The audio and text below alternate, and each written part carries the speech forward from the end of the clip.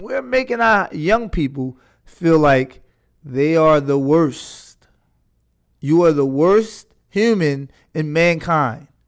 And I say this because unfortunately, some parents do say it. You're the worst child ever.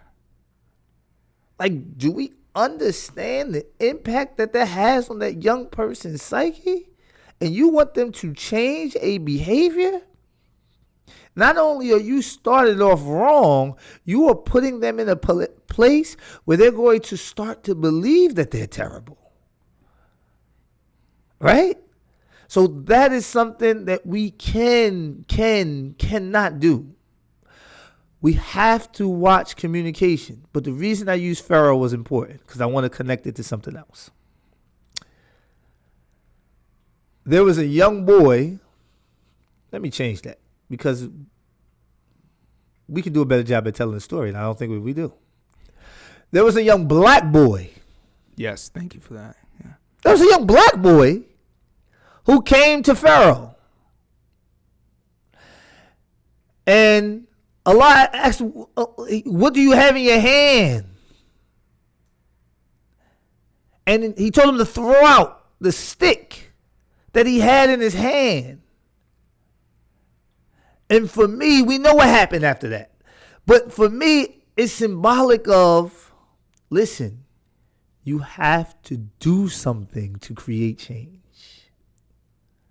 You have to, even, no matter what you have, even if it's a stick, Allah can bless that stick to be seen as a serpent. You have to act on what you have, and we all have something. The other piece of that was why I said a young black boy is because we don't tell full stories. In the Muslim community here in America, we talked about groups being prideful of who they are.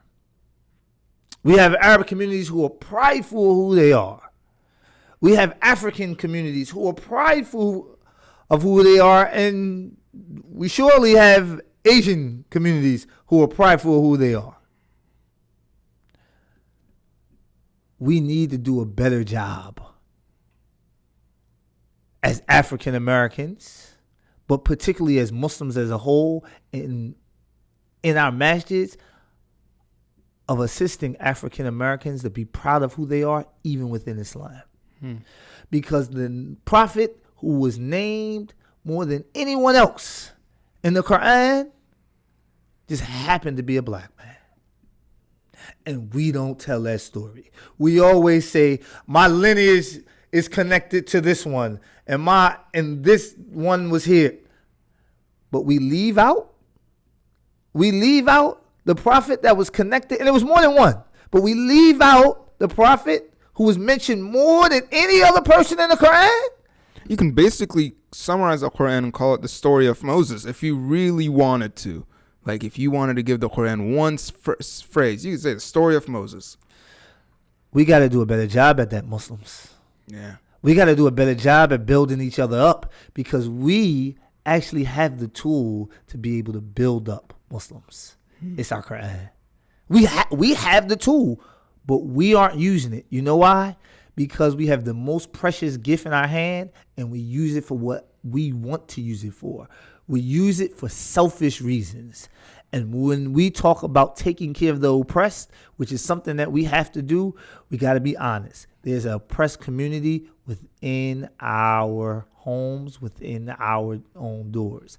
We have to do a better job at using the Quran to help that group of people. And those are black Muslims. We have to stop being separatists because unfortunately, some of us are comfortable being that way. And some of us will quote things in the Quran like, oh, get married. You know, the Surah Ar-Rum, the Roman passage. Mm-hmm. That quote about getting married and we've created you to be together in dwellings for you to have compassion and mercy. It's like, you don't understand. I love how you quote that part, but you leave the verse right before that God calls out racism in. It's like there's not a coincidence. Indeed. That God calls out racism in the verse right before he tells us to get married. Because there's huge racism within the Muslim community when it comes to marriage. Big racism. Speaking on truth, man. Yeah, it's like I have personally heard people deny their daughter to marry someone because he's an African American. As a Muslim, they're Muslim, and I will say that we did call them out. It's like, way to go. What does that have to do with it? Who are they as a character? Mm-hmm. They're Muslim. How did you even come to the conclusion to even judge someone, whether Muslim or not? But we're not even right. It's Muslim, right? You know, like, how dare you do that? And why didn't the man who just suddenly went up to Moses and basically begged Moses to marry his daughter? Mm-hmm. Why wasn't he doing that then? Oh, because he was a righteous man, wasn't he? He didn't think like that, did he?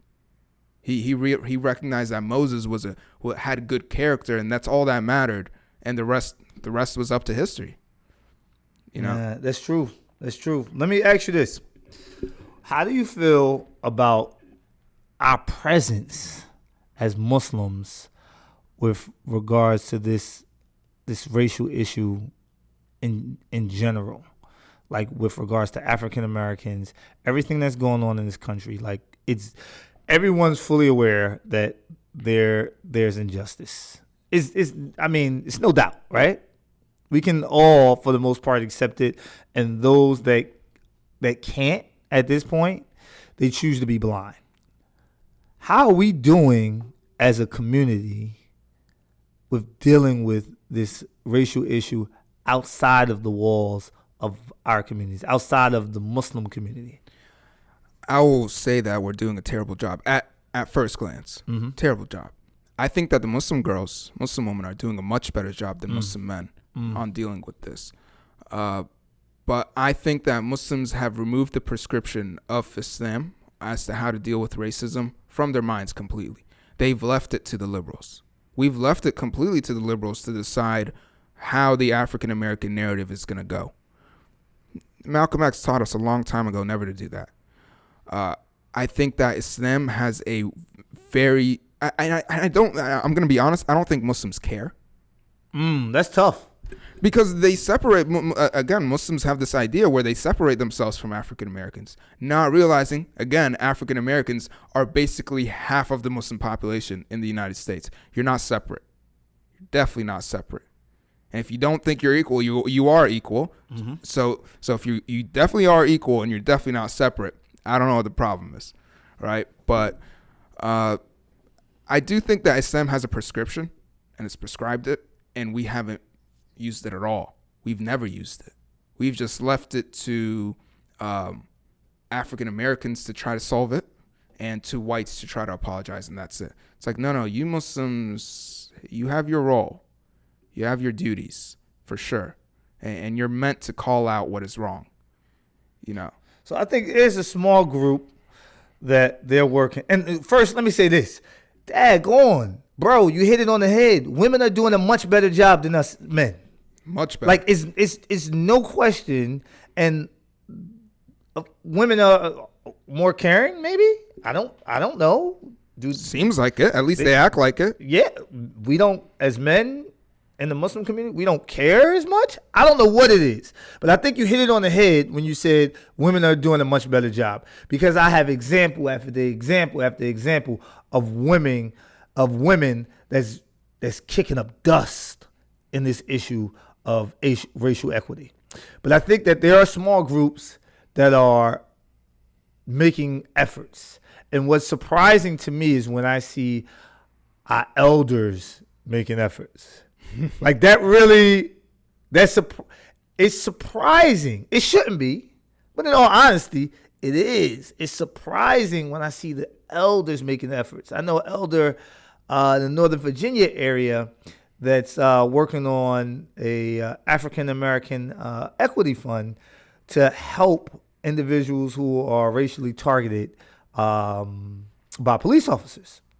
And I'm like, yeah, great work, but you're like 78. Wow. And you're really getting this done?